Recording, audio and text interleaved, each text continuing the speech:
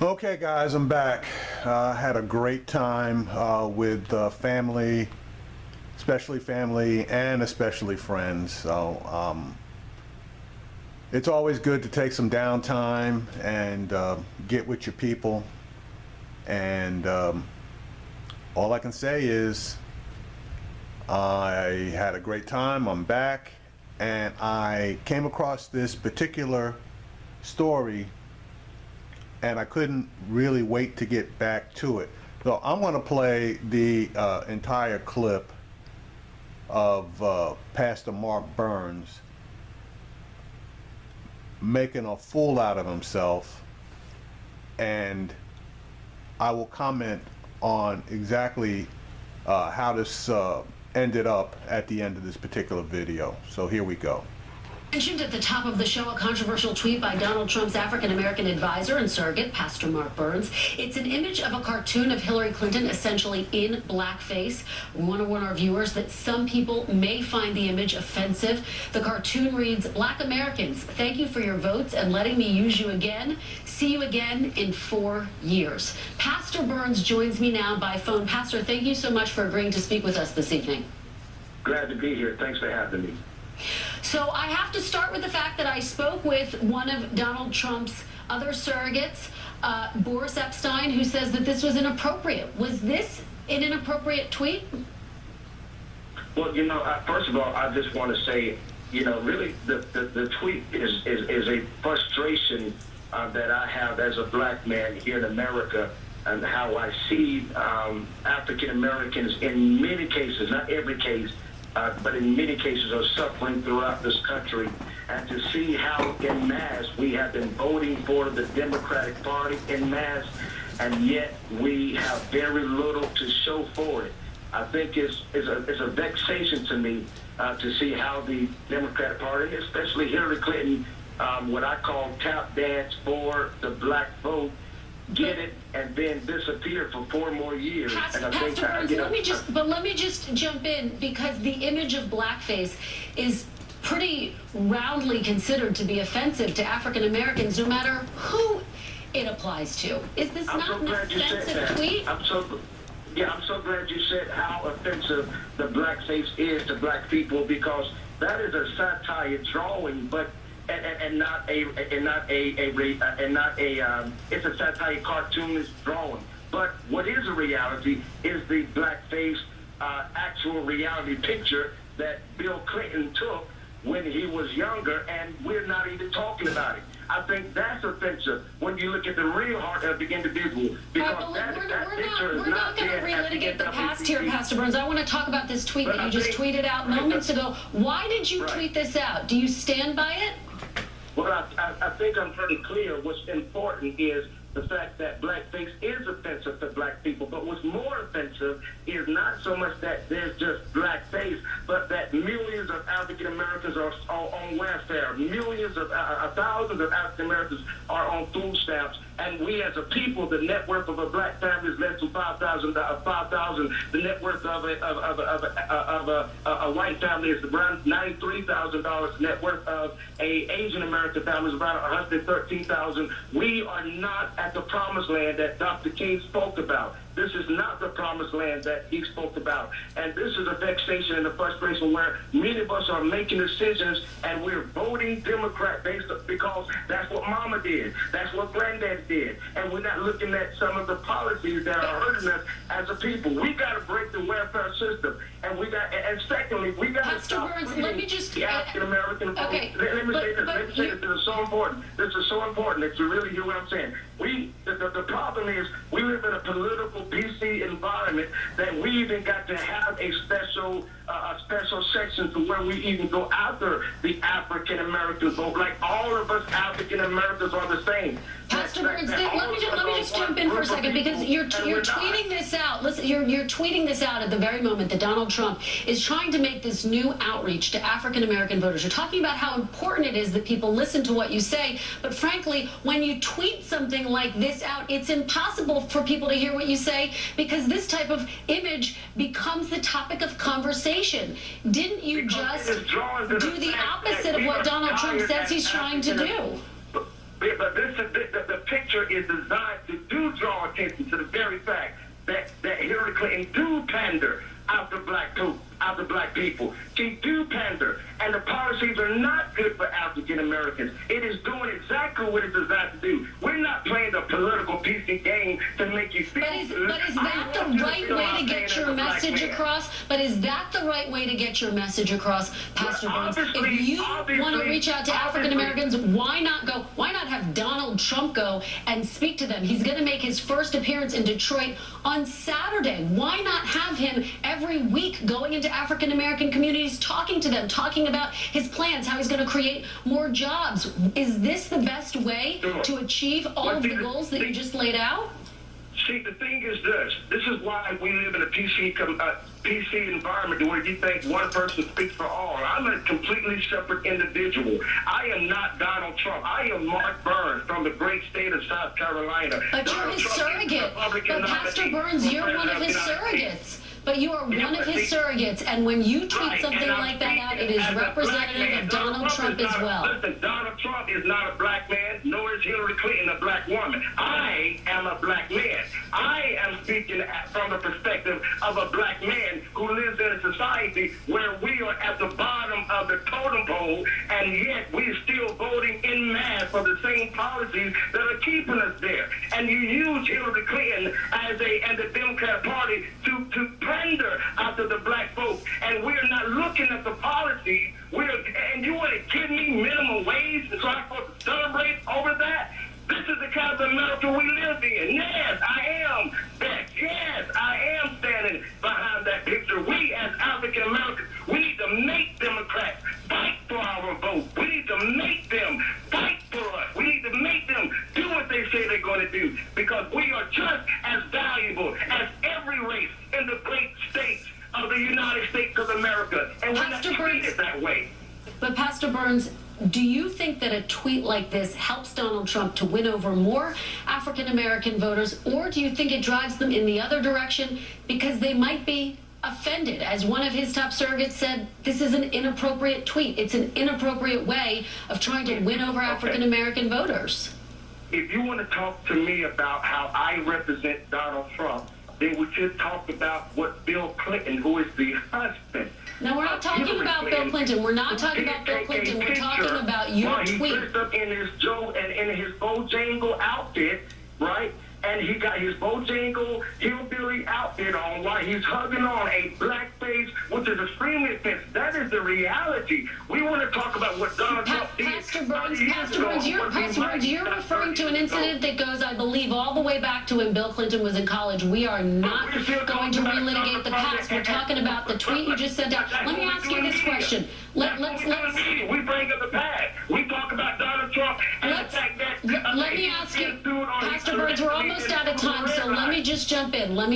You're accusing Hillary Clinton of pandering to African American voters, and yet Donald Trump has yet to lay out and enumerate his plans to create jobs, to deal with the crime issues that he's talking about. So how can African American voters feel as though he is validly trying to address some of their top concerns when he hasn't spoken directly to them and to their communities? Sure. Very good answer. Tell me, where are your ancestors from? I have a lot of ancestors, and we're almost out of time. So all of my ancestors, I have a lot of ancestors. So, Pastor Burns, let's stay on the topic, though. Black family, when you talk to one black family, you're not talking to all black families. We need to quit talking that as though that when you talk to the African American community, like that resonates to all. But he's not talking to them at all, Pastor Burns. That's my point. That's not true. He's talking to Americans. And we as African Americans are Americans. We are Americans. We are Americans. And we deserve to have the same respect as all Americans. When Donald Trump talks about jobs, he don't talk to white America. He talks to America. And that's the problem we have in this society, that we are pandering after these different races, and we're pandering after these groups like we don't matter. Yes, we do matter. And we're equal. I pledge allegiance to the flag of the United States of America and to the republic for which it stands, one nation, under God, indivisible, with liberty and justice for everybody. All right. And on that note, I will let that be the last word. Thank you, Pastor Burns, for calling in. Appreciate it. We'll be right back. All right. Pastor Mark Burns is a goddamn idiot and a fool, and I really want to call him a coon. I really do, but I'm not, okay? Pastor Burns talked about frustration. And yes, there is a lot of frustration in the black community as far as what our position is as a whole. And again, each person is different. We all have different circumstances. Some of our circumstances are great and some of them are lousy. But as a group, when you compile statistics, we are pretty much at the bottom of the totem pole. But it comes down to a question of a message and how that message is delivered. I don't care who does it. Using blackface in satire is wrong, it's offensive, and he knew it. And his whole purpose of using Hillary Clinton in blackface was to draw attention. Now, he stood by this cartoon that he used, and then he had a radio interview on XM radio where I forget the guy's last name. His first name is Mark. He's a black radio host on XM radio, and Burns was on with him for an hour, and the guy finally got Burns to realize that he had fucked up. So he then issued an apology, okay? But he stood by this, and to be honest with you, I still think he stands by using that commercial. Now, when Colin Kaepernick, the quarterback from San Francisco, he felt frustration as well. And he chose to voice his frustration by sitting during the playing of the national anthem. Now, one thing that you're always told, especially by the Republicans, is that the Constitution guarantees all your rights, including that of freedom of speech and expression. Now, obviously, you have to suffer the consequences of your speech and your expression.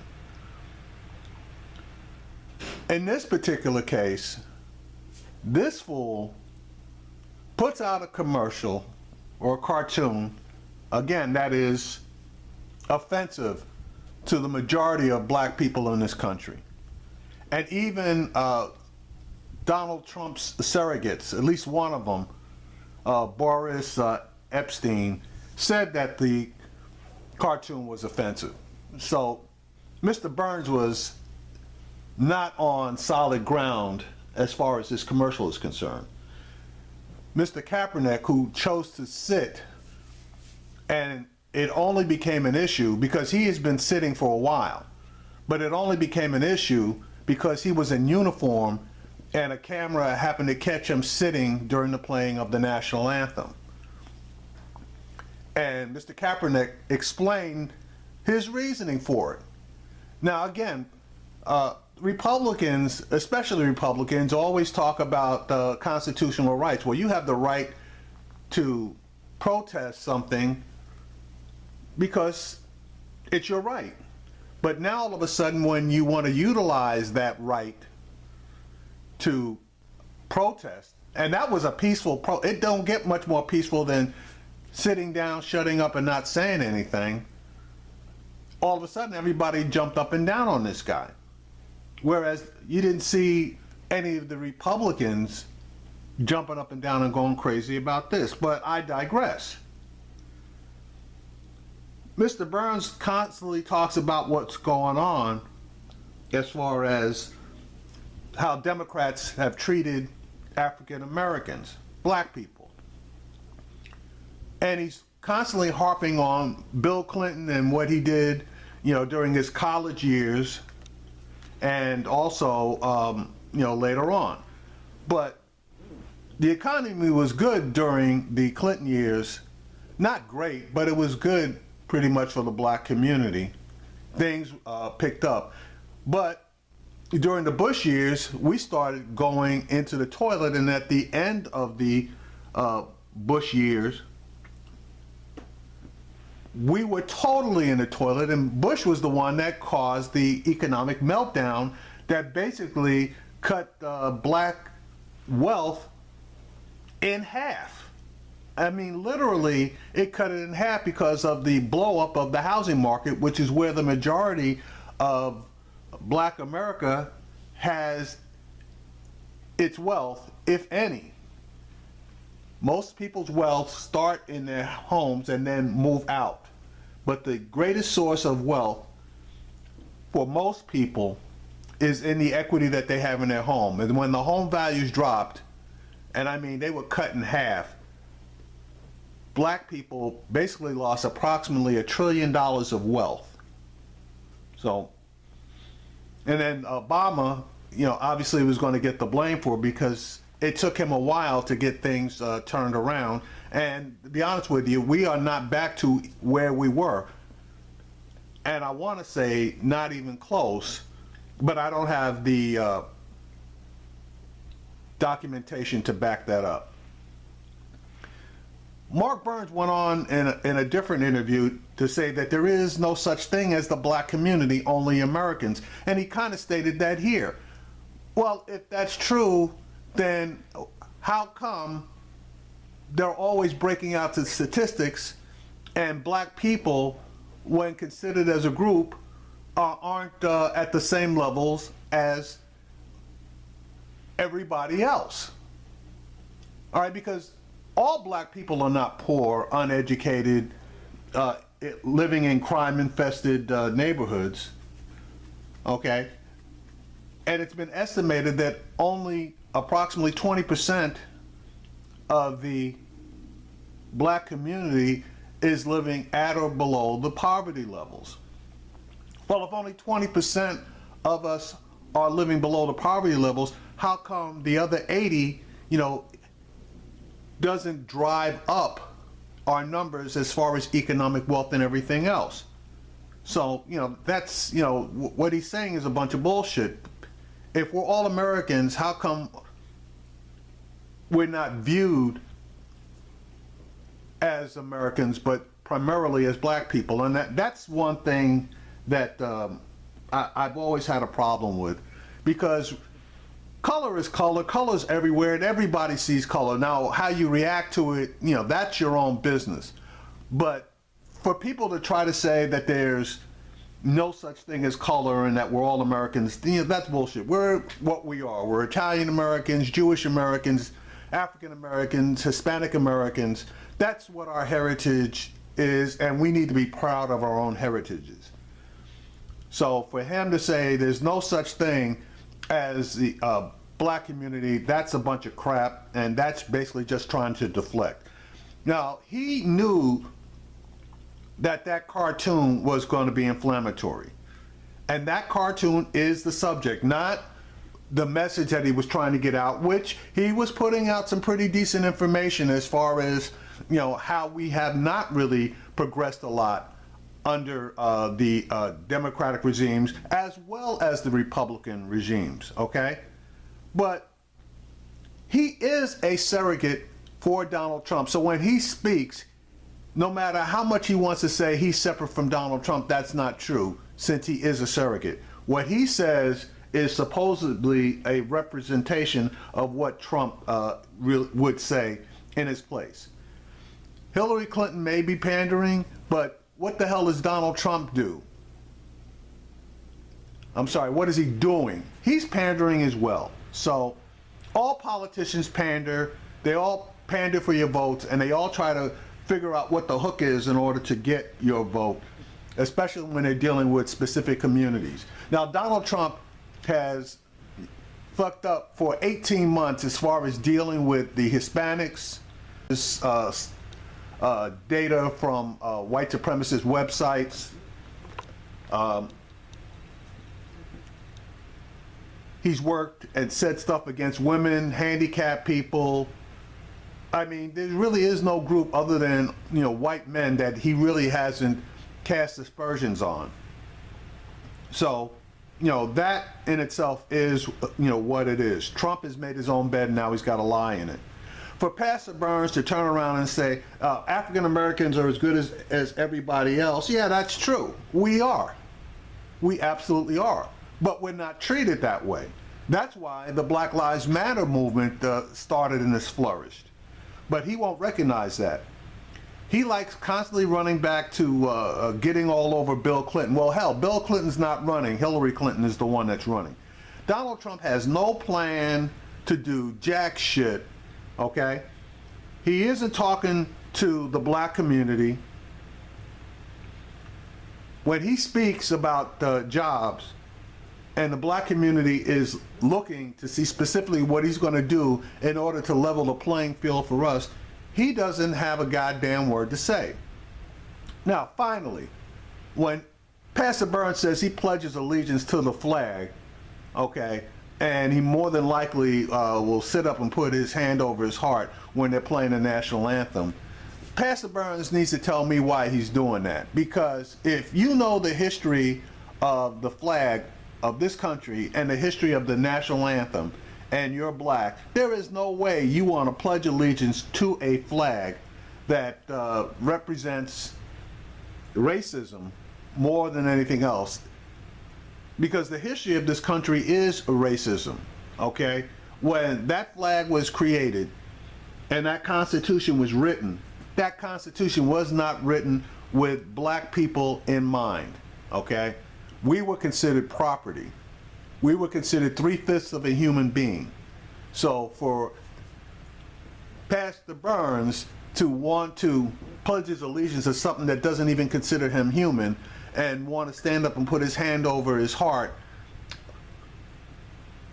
to an anthem that was created by a white man who had just gotten his ass kicked by a bunch of slaves that were promised their freedom by the British if they would fight, and those slaves fought like hell, kicked his ass, and allowed for the burning of Washington, the sacking of Baltimore, etc., because they were fighting for something. They were fighting for their freedom. And he's going to stand up and sing a song that basically was a commemoration of racism. Nah, that's bullshit. See, so it pays to know your history. It pays to know what you're standing for, because if you're not standing for something, you're going to fall for everything. And he's standing, four square with Donald Trump, which means that he is standing for a racist, bigot, xenophobe, and he is one of the reasons why a lot of people turn around and take a look at the black church and they just want to walk away from it.